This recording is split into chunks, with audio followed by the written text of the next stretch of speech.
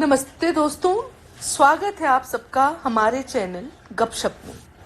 आज 14 सितंबर हिंदी दिवस के मौके पर ख्याल आया कि हिंदी भाषा के प्रचार प्रसार के लिए एक छोटी सी पहल मैं भी करूं। तो इसी सोच के चलते हम गपशप करेंगे मुहावरों की दुनिया के बारे में।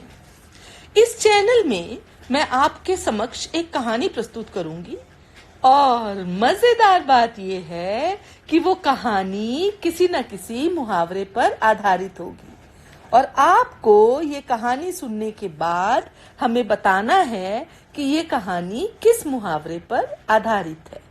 तो पेश है आज की कहानी, बदलती नजरें।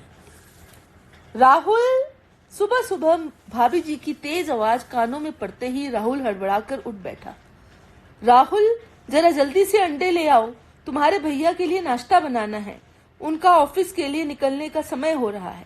राहुल फटाफट उठ बैठा और जल्दी जल्दी तैयार होकर अंडे लेने निकल पड़ा। पीछे से भाभी जी की आवाज आई, ये पैसे तो लेता जा और सुन, एक ब्रेड भी ले आना। राहुल के पैसे लेते हुए उड़ती सी नजर डाली। भैया अभी तक सोकर नहीं उठे थे। अचानक उसे याद आया, आज तो उसका भी इंटरव्यू है, बैंक में क्लर्क की पोस्ट के लिए। वह जल्दी जल्दी कदम बढ़ाने लगा। उसे भी तो 10 बजे तक इंटरव्यू के लिए पहुंचना है। घर आकर उसने अभी सामान पकड़ाया ही था कि माँ ने कहा, राहुल, नेहा का स्कूटर खराब हो गया है, जल्दी से ठीक करा ला, उसे 9 बजे तक ऑफिस के लिए निकलना है। राहुल ने क्षण भर माँ की तरफ देखा तो माँ ने उसके हाथ में 500 का नोट थमाते हुए कहा, बाकी बचे पैसों से सब्जी लेते आना। घर आकर राहुल आनंद फानंद में तैयार हुआ और इंटरव्यू देने चला गया। शाम को पिताजी ने उसे देखते ही पूछा, राहुल, इंटरव्यू कैसा रहा? राहुल ने कहा कि इंटरव्यू तो ठीक हो गया है। पिताजी बोले, इंटरव्यू तो सदा ही ठीक होता है, पर इस बार नौकरी मिलेगी या नहीं? राहुल चुप रह गया और वहां से खिसकने में ही उसने भलाई समझी। डिग्री करने के बाद पिछले 4 साल से वह नौकरी की कोशिश कर रहा है, परंतु उसे सफलता नहीं मिल रही। इस बीच उससे छोटी बहन नेहा की नौकरी भी लग गई। एक समय था जब वह सबका दुलारा था, किंतु बीए के बाद एक एक कर 4 वर्ष बीत गए और वह कोई नौकरी न पा सका।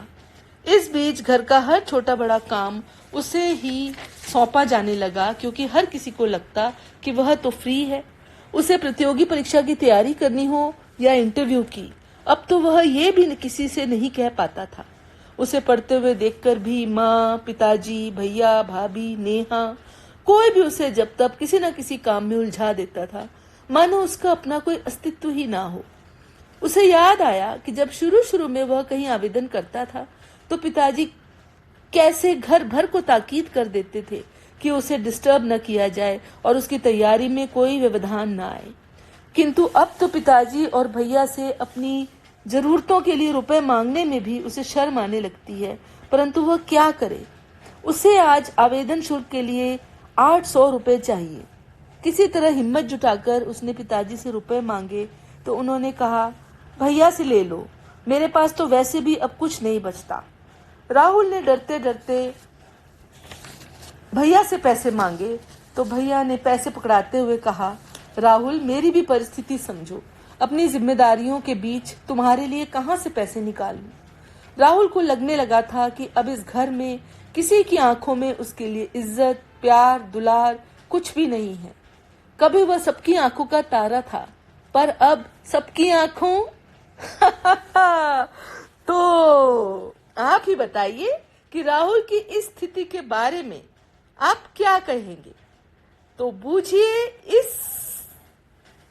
इसी बात पर बूझिए आज के मुहावरे को, और मैं आपसे फिर मिलूंगी एक नई कहानी के साथ।